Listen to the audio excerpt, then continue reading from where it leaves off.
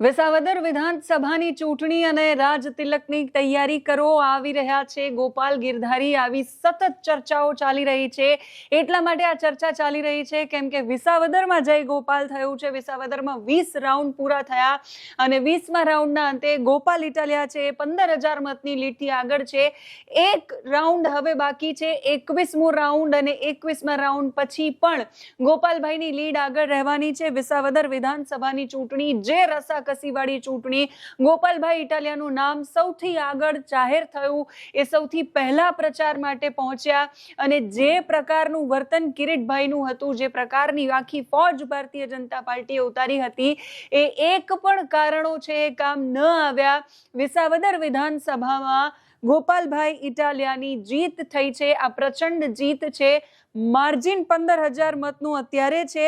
વિસાવદર વિધાનસભાની ચૂંટણીમાં જયેશભાઈ રાદડિયા હોય, જૂનાગઢના સાંસદ હોય રાજેશભાઈ ચુડાસમા કે બાકી ભારતીય જનતા પાર્ટીના તમામ નેતાઓ, મુખ્યમંત્રી ભૂપેન્દ્ર પટેલ ખુદ ફોર્મ ભરાવવા માટે વિસાવદરમાં ગયા હતા। કિરીટભાઈ પટેલની જીત થવાની છે અને કિરીટભાઈ પટેલની જીત નિશ્ચિત છે।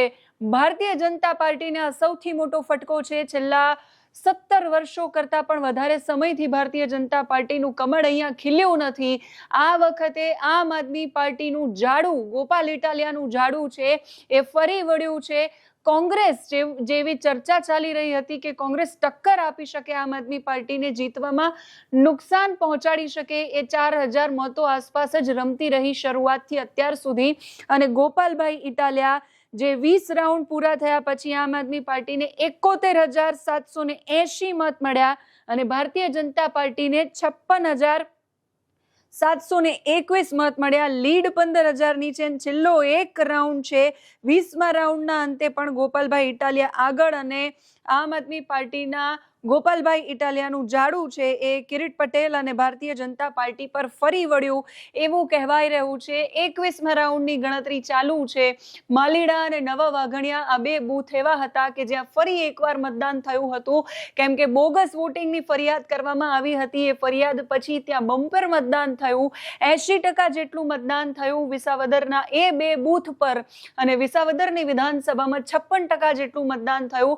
જૂનાગઢના વિસ્તારોમાં, જૂનાગઢ ગ્રામ્ય વિસ્તારોમાંથી જ્યાંથી ઈવીએમ ખુલ્યા ત્યાંથી એવું લાગતું હતું કે કિરીટભાઈ પટેલ બાજી મારી જશે, પણ જૂનાગઢમાં જે ઈવીએમ ખુલ્યા એમાં પણ ગોપાલ ઇટાલિયાએ બાજી મારી, ભેસાણમાં પણ ગોપાલ ઇટાલિયાએ બાજી મારી। એ સૌથી પહેલા ગયા, એ આખું વિસાવદર 2 વાર ફર્યા, વિસાવદરમાં અડ્ડો નાખીને બેઠા હતા, એ ત્યાં ઘર લઈને રહી રહ્યા હતા અને વિસાવદરના ખેડૂતો, ગ્રામ્ય લોકોની એમણે જે સમસ્યાઓ સાંભળી એમની ડાયરીમાં નોંધી। હવે સમય છે એ સમસ્યાઓને એનો ઉકેલ લાવવાનો, એ સમસ્યાઓનું નિરાકરણ લાવવાનો અને 21મો રાઉન્ડ ચાલી રહ્યો છે। ગોપાલભાઈ ઇટાલિયાની જીત નિશ્ચિત માનવામાં આવી રહી છે। ગોપાલભાઈ ઇટાલિયા જીતી ગયા છે અને જે લોકો જમાવટ જોઈ રહ્યા છે, સતત લખી રહ્યા છે વિસાવદરમાં જય ગોપાલ, રાજ તિલક કી કરો તૈયારી, આ રહે હે ગોપાલ ગિરધારી, આ બધાયના અને બધા લોકો એવું પણ, કેમ કે સુરત અને બાકી બધા વિસ્તારોની અંદર વરસાદ પણ છે તો એવું પણ કહી રહ્યા છે કે મેઘ ગાજ્યા છે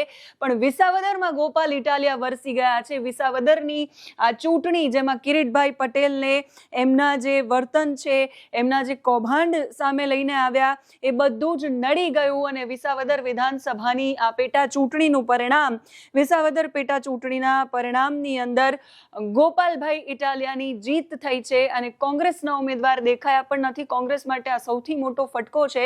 ભારતીય જનતા પાર્ટી માટે જે પ્રતિષ્ઠાનો જંગ હતો, જયેશભાઈ રાદડિયાની જે ખ્વાહિશો હતી, કિરીટભાઈ કહી રહ્યા હતા કે મને જીતાડી દો, જયેશભાઈ રાદડિયાને મંત્રી બનાવી દઈશું, એ મંત્રી બનાવવાનું જે પરિણામ છે એ શબ્દો, એમનો એ પ્રચાર, એમનો એ પ્રસાર, ભારતીય જનતા પાર્ટીની આખી ફોજ અને કદાચ આટલા વર્ષોમાં પહેલી વખત ભારતીય જનતા પાર્ટીને આટલો મોટો ફટકો પડ્યો છે જે વિસાવદરની બેઠક પર આમ આદમી પાર્ટીના ગોપાલભાઈ ઇટાલિયાની જીત થઈ છે અને આંકડાઓ સતત એક પછી એક સામે આવી રહ્યા છે।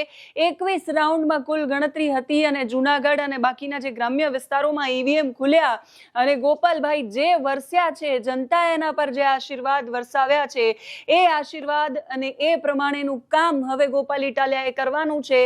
ગાડી ટોપ ગેરમાં ગાંધીનગરમાં ગોપાલભાઈ ઇટાલિયાની પહોંચશે। હવે જનતાના કામ કેટલા કેટલા પૂરા થાય છે, કેટલા વચનો વાયદાઓ પૂરા થાય છે, એ જોવાનું બહુ રસપ્રદ રહેશે. ગોપાલભાઈ ઇટાલિયાની વિસાવદર વિધાનસભામાં આ જીત જે કોંગ્રેસ અને ભારતીય જનતા પાર્ટીને, સૌથી વધારે ભારતીય જનતા પાર્ટીને, કેમ કે એમના માટે આ પ્રતિષ્ઠાનો જંગ હતો. 2012માં છેલ્લે ભારતીય જનતા પાર્ટી જીતી હતી. જીપીપીમાંથી કેશુભાઈ પટેલ લડ્યા હતા. કેશુભાઈ જો કે ભલે એ ભારતીય જનતા પાર્ટીમાં જે પાછી વિલીનીકરણ થયું ને બધું થયું, પણ ત્યાર પછી સતત હર્ષદભાઈ રીબડિયા હોય, ભૂપતભાઈ ભાયાણી હોય, એટલે ગયા વખતે ભૂપતભાઈ ભાયાણી જીત્યા, એ ભલે ભારતીય જનતા પાર્ટીમાં જોડાઈ ગયા, પણ એ જ્યારે જીત્યા ત્યારે આમ આદમી પાર્ટીમાં હતા. એટલે આમ આદમી પાર્ટીએ પોતાની આ બેઠક છે એ અકબંધ રાખી છે. અને કોંગ્રેસ માટે વિચારવાનું બહુ જ મહત્વનું છે કે આ કયા કારણો છે એ વિચાર્યા પછી એનો અમલ કરવાનો, કેમ કે દરેક ચૂંટણી પછી કોંગ્રેસ છે વિચારતી રહી જાય છે. હવે અમલ કરવાનું છે અને ભારતીય જનતા પાર્ટીના કાર્યકરો ઓલરેડી જે મતગણતરી કેન્દ્ર પર હતા, નેતાઓ, એમણે મતગણતરી કેન્દ્ર છોડી દીધું છે. અને આમ આદમી પાર્ટીની આ બમ્પર જીત વિસાવદરની અંદર, વિસાવદરમાં ગોપાલનો જય જયકાર થયો છે.